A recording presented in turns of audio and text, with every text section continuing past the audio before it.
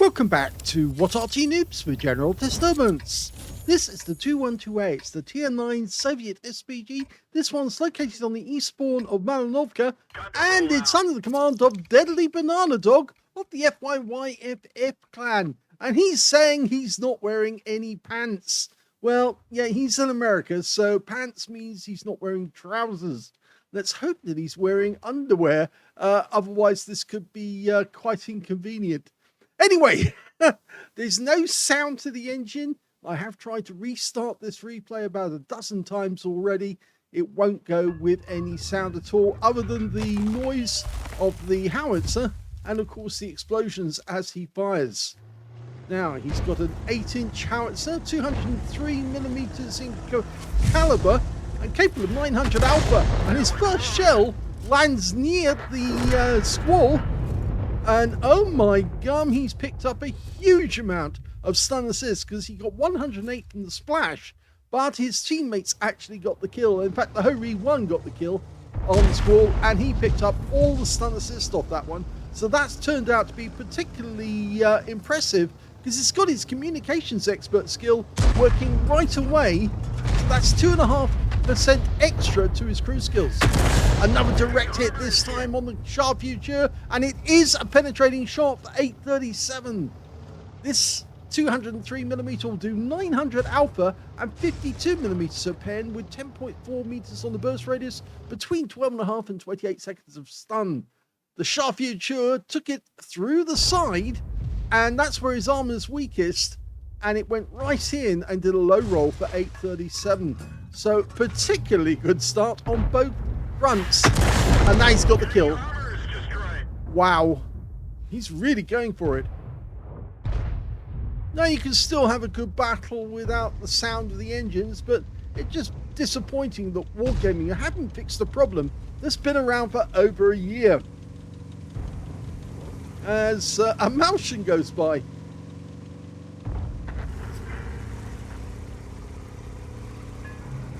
Okay, he's relocated and loaded. Just needs to find the enemy. I see he's scrolling out bit by bit. You don't have to do that, you know. There's a quick way of getting to what you want to see straight away. You just hold down your control key and then move the mouse cursor over the area of the map that you want to spot and see, and then right click on the mouse button and the right mouse button, and then you should be able to see that straight away. It'll go straight there. You won't have to scroll out. It's much faster, and it's very easy to learn how to do after a while. Okay, 50 TP, not fully dialed in. This Arty only has an 8-degree of field of fire, 4 degrees either side of the center line, but it does dial in very quickly, and he's just got a lovely hit for 298 off that shot. Now, many of you know this is the Arty that could have been, but wasn't. It was originally going to be made from the KV-222, which of course one of the prototypes to the KV-3. The other prototype was the T-150, and unfortunately neither of them were used. The KV-3 came out as a separate tank in the end. Dialing in on the Conqueror. That's it, line it up with there, and it's on his turret. Perfect shot, 297, direct hit. Some people aim for the tracks, and some people aim for the actual body of the tank itself.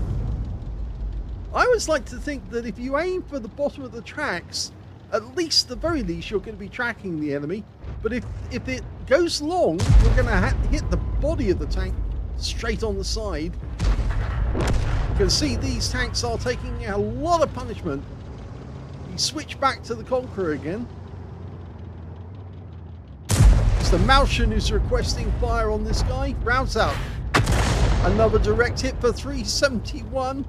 And the Malshin's going to be happy because he is getting the fire request that he wants.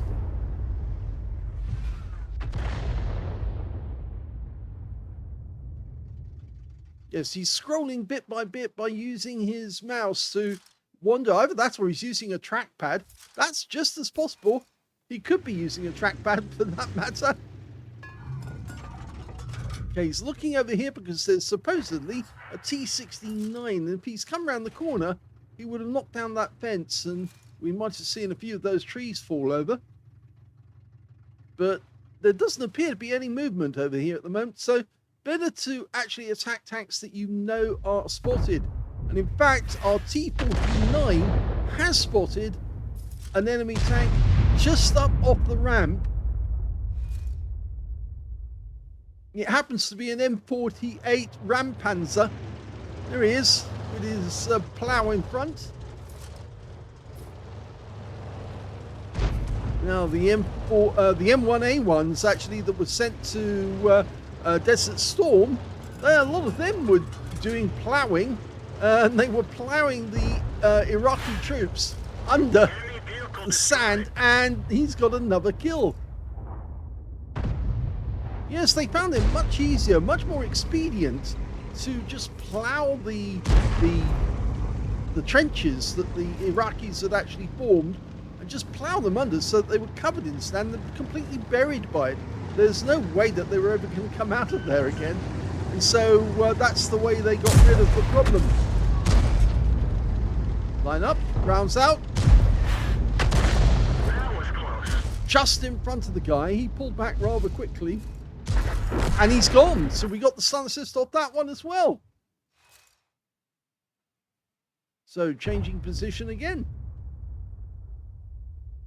So if this actually had been built, it would have been another heavy tank Arty. Because of course the next Arty in the line is the Object 261, and that was an Arty based on the IS-7, so another heavy tank Arty. Mind you, the British, well, they didn't make the Conqueror gun carriage, but that would have been a heavy tank Arty if it had actually existed. It didn't. And the FB3805, well, that actually did exist, but it was only a test vehicle, and it didn't really have the howitzers that they actually placed it in the game with. He's getting as close to the enemy as he can, but we're only one tank up at the moment, and they are moving back towards the forest over there, the woods. Our guys are definitely moving up, with the exception of Centurion 1, who's hanging back, because of course that T-69 could always be a problem.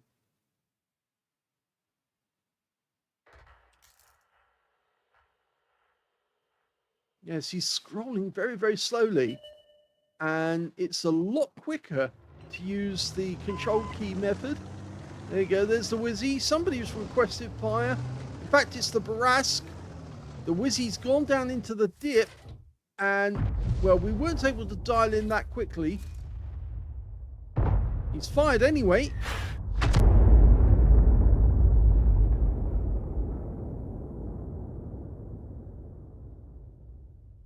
The enemy RT in this game is a batch at 155.55, but he's also happens to be Unicum standard, so he might be a very good player when it comes to the batch chat. You never know. Not every Unicum player is able to actually play Arty just as well as Arty players who do on a regular basis. We can see now that T-69 has come out to try and attack the Centurion, but he has lost a lot of hit points, and I'm hoping that what we're going to get here is DeadlyBananaDog is going to fire down on that T-69 and give him a lesson in areas he's not supposed to be. But he's taking a long time to scroll out, and by the time he does, the T-69's already gone. So you see, it does actually help if you can scroll quickly to the, or go directly to what you want to see, rather than to actually have to move the mouse slowly bit by bit. Well, the Waffenträger is a good target, but of course he doesn't have much armor, so we just need to line that shot up near him, on his track. Oh, that's a bit too far, I'm afraid. And, oh my god, he killed him, but he looked away just as he fired. And that's a big no-no as far as we're concerned, because we want to see the shell actually hit the target and then the target appear, even if it's a blind shot. And he looked away directly after he fired. Please don't do that. Now he's scrolling out painfully slowly again.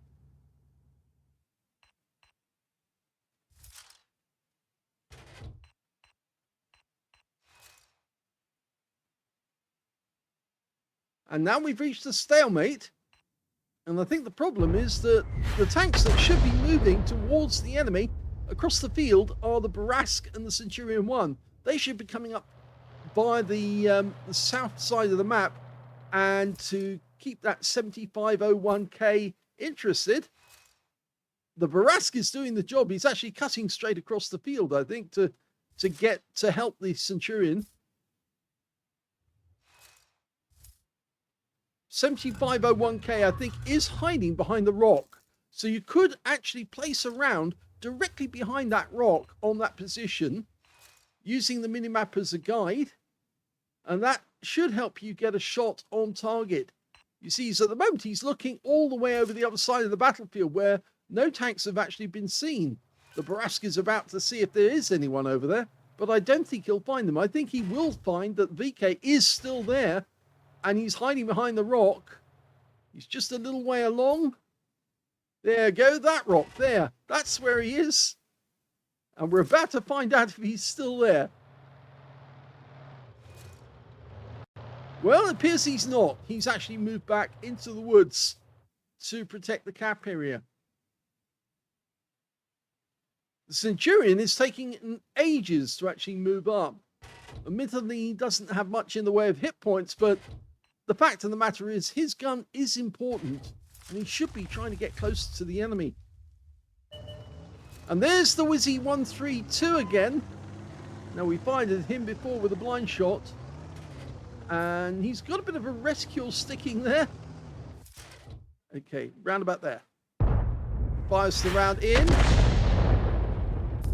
See, sometimes it does happen. You get a direct hit on an enemy tank that you've just seen, even with a slight delay before you fire.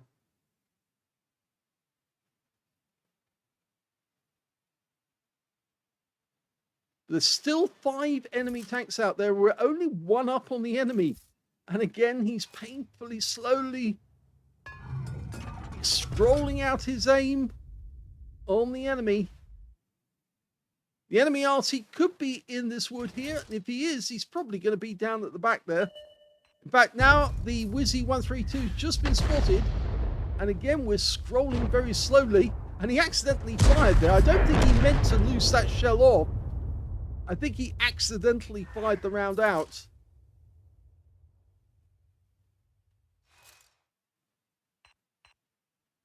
Anyway, he's reloading. He's got 2 stun shells left.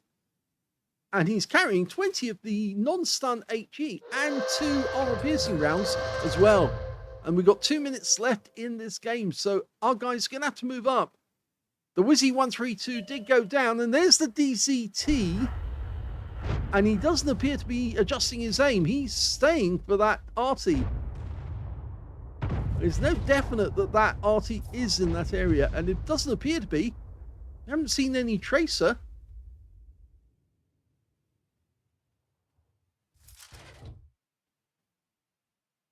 Last 90 seconds of the game. They're leaving it kind of late. And I think it's because some of these players just don't want to get involved. They just don't want to fight. There's that VK7501K. They don't want to go out of the game early. So they're actually waiting until somebody else makes a move. Rounds out. That's a direct hit for 324. He's stunned. He'll slow him down. And the Toro should actually take an action on now. Try and finish that guy off. In fact, it's the Tiger 2, I think, who's firing rounds. And he's only got 3 hit points left. We're into the last minute. Come on. In fact, the enemy Arty is still firing. He knows where the Toro is. And he is that side of the inlet. He is this side. Rounds out. This should be a kill. It is. There's only 1 left now because they've killed the Arty. And it happens to be a Scorpion G. Oh, Brask is going at him. Fired both his rounds. And the Maelstrom finishes the game off.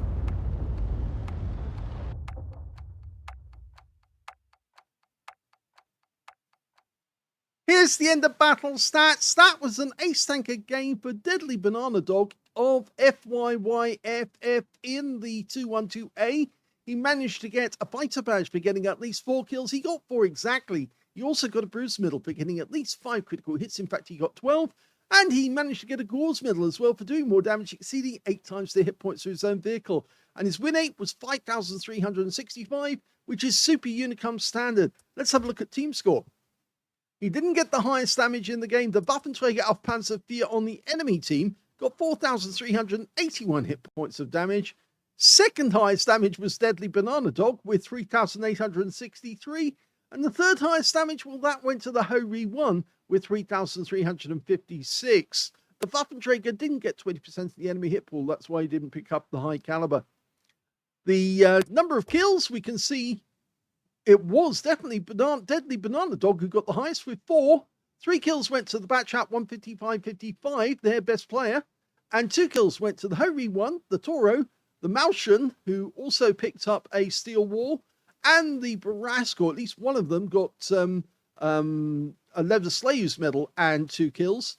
And on the enemy team, the Waffenträger auf Panzer IV and the Scorpion G both got 2 kills. The other Barask, by the way, got a tank sniper. When it came to base XP, it's still DeadlyBananaDog, so he's got the top in the number of kills and the base XP, just missed out on the amount of damage. He got 1,116 experience points, 1,093 base experience points went to the Barask, and 1,075 went to the Toro, who didn't get any other medals. He fired 18 rounds in the game, so 12 rounds still left at the end. 9 direct hits on the enemy, and actually it's more than 12 because it's 40 rounds in the ammo capacity on the 212A. So yes, he got 9 direct hits, 1 penetrating shot, which was the score very early on in the game, 16 splashes, 3,863 hit points, all of it at more than 300 meters, damaged 8 of the enemy, killed 4, so that's why he missed out on getting a Confederate. 1,722 hit points of stun assist off 13 stuns, and there was his ace tanker. On a premium count, he actually made 121,296 credits profit out of that game, and he also took away 4,185 experience points out of it as well. But it is very disappointing for an Arty player. If you put in a lot of work and you've been hitting the enemy hard and stunning the enemy and getting stun assists, a lot of stun assists, it's very disappointing when towards an end of a game, which you thought the enemy, that your teammates might be able to run with very quickly and very easily, that they freeze up and they just allow the enemy to get a draw where no draw should be given, that they should actually have to fight it out. And if they fought harder, then, you know, it might have actually gone down a lot quicker. But it went down to the last few seconds of the game, and I can show you that because the battle duration was 14 minutes and 49 seconds. So there was only 11 seconds left to run in the game, and the enemy would have got a draw. So they were that close to getting it, and all down to the fact that the tanks just weren't moving. And in fact, DeadlyBananaDog was moving. He was actually coming down the hill on the other side. I was worried that the enemy might actually see him and finish him off. But yes, it was the tanks. They were sitting there for so long that the enemy Arty worked out where the Toro was and was kept hitting him. So very bad news by his teammates, but at least they got there in the end. Hope you enjoyed that replay. If you did, please give this video a like, and thank you for watching.